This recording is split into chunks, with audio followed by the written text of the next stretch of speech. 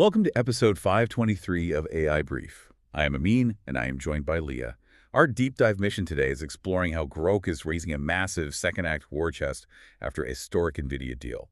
We're also looking at Microsoft attempting to wrangle its chaotic Copilot ecosystem into a single command center, some staggering news in science and space, and a rapid-fire rundown of today's trending AI tools to boost your productivity. The overarching theme of today's deep dive really comes down to massive structural shifts. We are watching how reorganizing billion-dollar AI hardware companies, or even redefining how we treat human biology and space exploration, is changing everything. The AI industry is definitely in a massive phase of restructuring and consolidation. So let us jump smoothly into the core updates, starting with Groq. They are reportedly looking to raise up to $650 million from existing investors. And firms like Disruptive and Infinitum are stepping in to backstop that raise. Definitely. And this all follows their massive licensing deal with NVIDIA back in December. That deal was, reportedly worth between $17 and $20 billion. Which is just a staggering amount of capital for a pivot. It really is. NVIDIA essentially stripped Groq's hardware story for parts. It leaves the remaining company having to pivot. I mean, think about it like a famous band selling the rights to all their instruments. Oh, I love that analogy. They sell the instruments, but they use the cash to launch an insanely lucrative worldwide tour where they only play live shows. In the AI world, that means focusing purely on inference services. So is this the new private market playbook for AI startups that are too valuable to die, but too specialized to scale alone? It definitely seems like it. Existing shareholders are getting cash distributions from that NVIDIA deal. Plus, they get the option to back this new recapitalized entity. Which is a pretty sweet deal for the investors. Absolutely. Yeah. It is a brilliant way to monetize the core tech while keeping their ambitions alive. Inference is really the hottest workload in AI right now. It is where the everyday action happens. But having the best underlying tech does not mean much if the user experience is a complete mess. That is very true. Which brings us to Microsoft. They are building a new super app. The goal is to unify their entire chaotic Copilot ecosystem into one command center. And Jacob Bondry is leading this, aiming for the end of summer 2026, correct? Yes, 2026. They want to put GitHub Copilot, Copilot Chat, Copilot Cowork, and Autopilot all in one place. You will even be able to toggle between personal and enterprise accounts. That sounds like a massive logistical headache. It is. And I have to point out the glaring disparity in their numbers. Fewer than 4.5% of Microsoft 450 million customers actually pay for Copilot features. Wow. Compared to GitHub Copilot, which has, over 4.7 million paid subscribers? Exactly. Yeah. That is the big contrast. This super app does not feel like a shiny new product launch.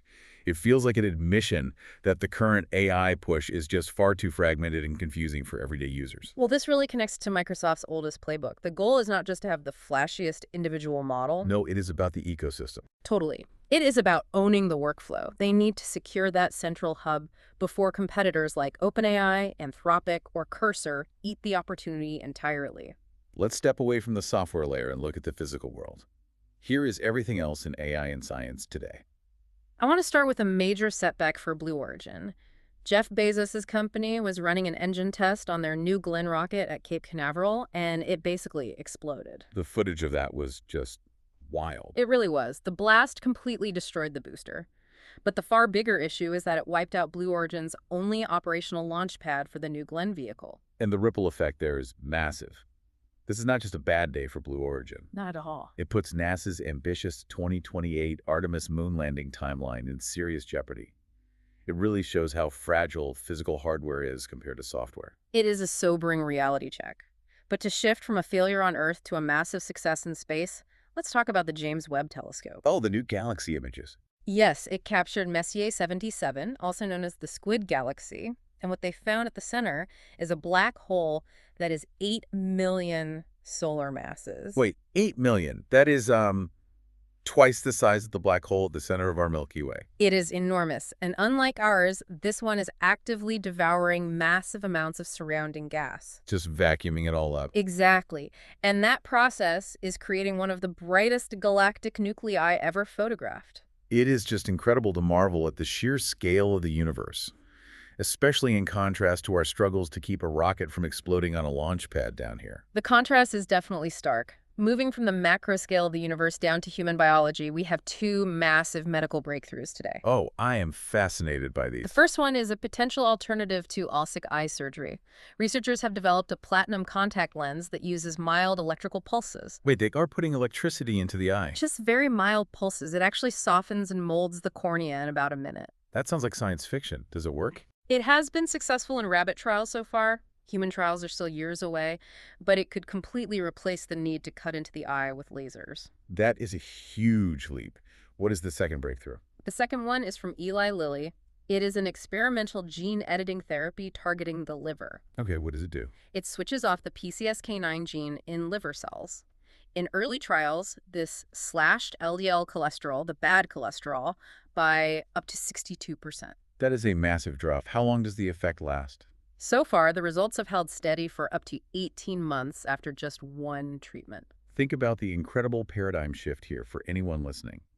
Science is moving us away from daily maintenance. Like wearing glasses or taking daily pills. Yes, exactly. We are moving toward permanent, one-and-done structural fixes.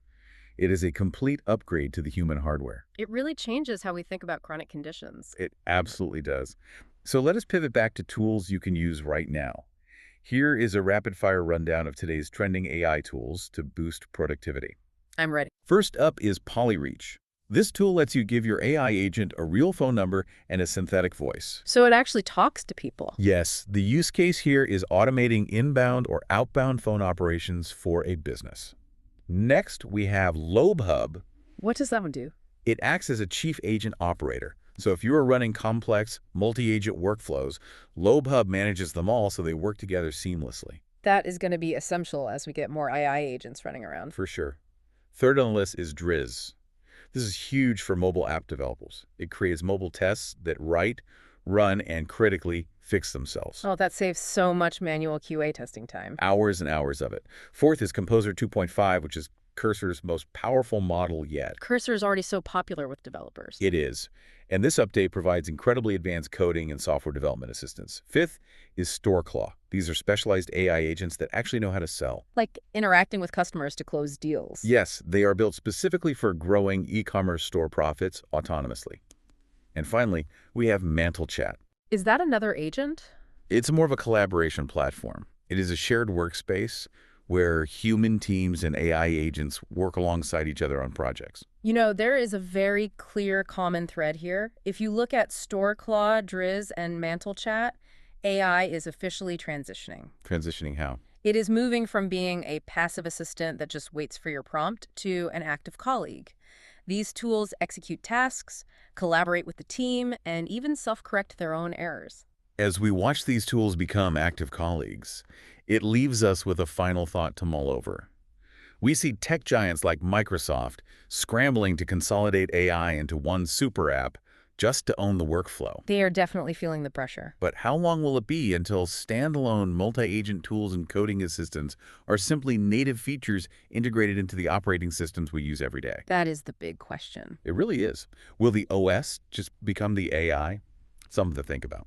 If you enjoyed the deep dive today, please make sure to follow and share the podcast. See you in the next episode.